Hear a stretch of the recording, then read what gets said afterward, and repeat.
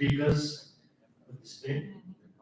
And on this auspicious day, Makar Sankranti, it is appropriate that we also call God's blessings on each one of us. And this summit is a big word for a small group like this. It's not a summit, maybe it's a interaction or discussion or workshop. Nevertheless, the topic that is important for us to understand and dwell upon. Entrepreneurship.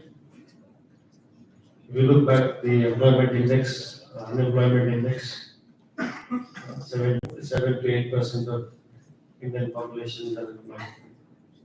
That is huge.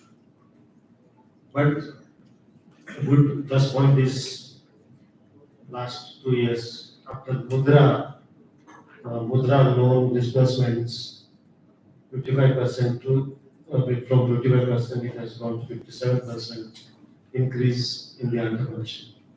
So there is a upward growth, and that is a encouraging thing for each one of us to look at the economy of the country. It's not just getting a job that is important. So what we do with that job, how are we affecting the lives of the people and change the society? That's important. So there are people who are working, having a small business, not knowing how to go about. And there are people, the aspiring entrepreneurs, they do not know how to get into the market. So there is a need, and it's our responsibility to guide and help them, to support them financially. Some people can do that, not all, but at least we can take responsibility in discussing and spending some time, if not now, in future. Now you can affect the lives of people, the aspiring entrepreneurs, and also small business owners to make strategies and make their business grow.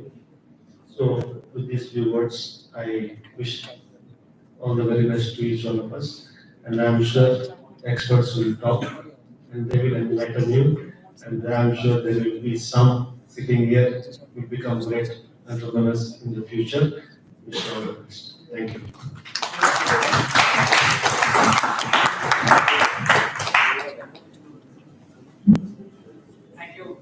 Thank you, Father Donald.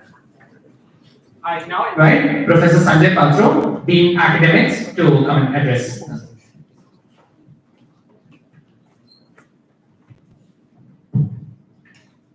Good morning, good afternoon, happy Makar Sankranti, Pongal, and there are a few other names in different parts of the country.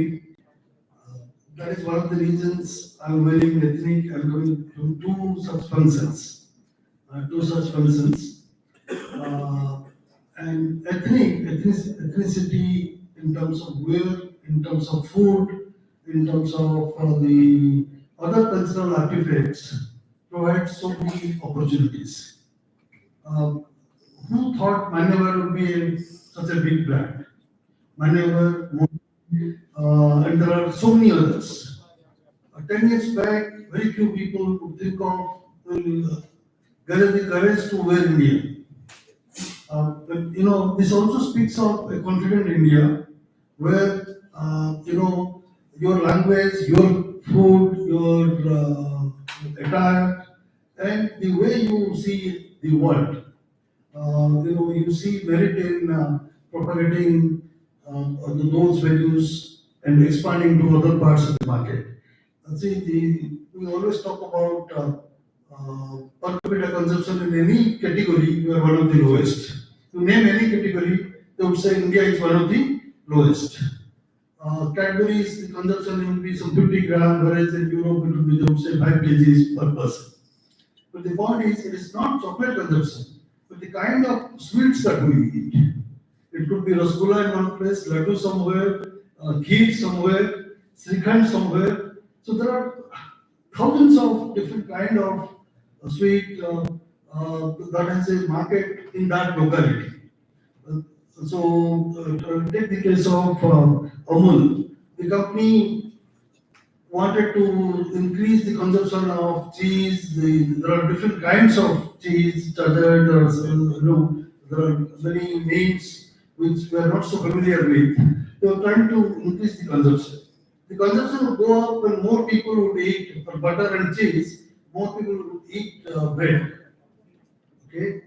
So for increasing your butter consumption, you have to encourage them to consume bread and other items. Then they realize when you look at the ethnic consumption, people want lassi, people want buttermilk, come out with those products, and you sell millions of such packs. So the point is, it is for an entrepreneurial mind to look at the opportunities around us. And anything that doesn't have a good product at a certain value, it's not that lassi was not prepared earlier. You go to a place, you will have lassi at rupees 40, 50, you are not so sure whether it is hygienically made or not. Now you are getting a lassi today at 15 or 20 rupees. Tetra pack, you can carry, and so therefore there are so many opportunities, and I'm sure there are some 99,000 startups in the country, 110 unicorns. We have American, Sudeep, there are other successful entrepreneurs who will share their insights and the struggle and the fight to reach there. Uh, in a short period of time, we have now become the third largest startup ecosystem. And this ecosystem is not just by creating certain incubators, certain accelerators, or having such summits. It's primarily coming from people like you. 10 years back, nobody would have would take the risk of doing something on their own. They wanted the security of a job, 30 lakh, 40 lakh, 50 lakh, whatever comes, you're secured lifelong, 30 years, you reach the 0.5% of the population of the country, and that seemed to be the best case of success. But today, just few days back, we had the finance summit, and there are several of our own students. You must have heard of Grow, the fintech company. He passed out 5 years back in Nissan Bansal, and his net worth is to 500 crores. Okay. So the point is, are you prepared to go step by step, 30 years, earn some 10, 20 crores, and lead a comfortable life? Or do you think you have that risk appetite with you? There is element of risk when we only talk about successes. But, the failures do not get mentioned, they occupy the footnotes of history. The point is, today, with small family sizes,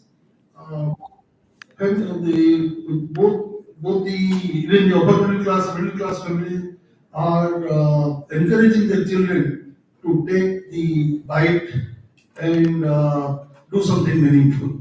So with these few words, I thank the ESL team, Professor Sarangi, the faculty advisor, Father Donald and Param, and wishing you all the best. Please make the most of it. Thank you.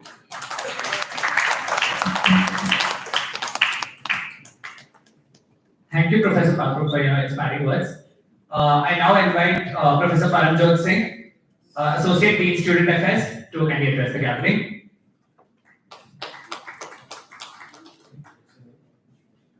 Well, thanks, Ashwin.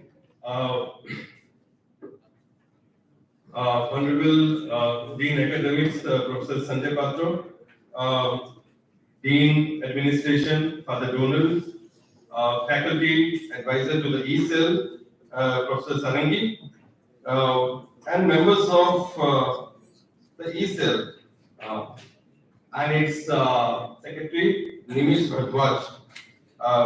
I'm so very happy today to be here to see that all this hard work that Nimis and the team has been into has brought us here to this point.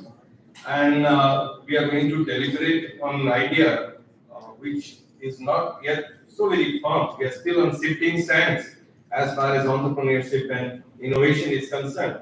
We talk about the ecosystem, a very supportive one, and the supportive ecosystem, how does it play out? I'm not the one to give you a thoughts on that. I'm not from that field. I'm waiting and eagerly expecting these contentious issues that confront the difficulties that one encounters in a startup can be given by our distinguished guests and speakers here today. I wish you all the very best, the ESL, and I had only one request to the ESL, which I made to Nimish in the very beginning of the deliberations that we had, and that was that whatever you do, whatever stories come out, document them and then share them with other members of the tribal communities who are into startups and entrepreneurship, so that we can extend this knowledge, this experience to those who are less fortunate than us. I hope they are going to do that. And when he nods his head in affirmation, that gives me some confidence. My prayers for the success of this particular meet, call it by whatever name, a summit, and it can truly become a summit if the ideas deliberated here are summit level ideas, and then you can take them forward and make replicable models out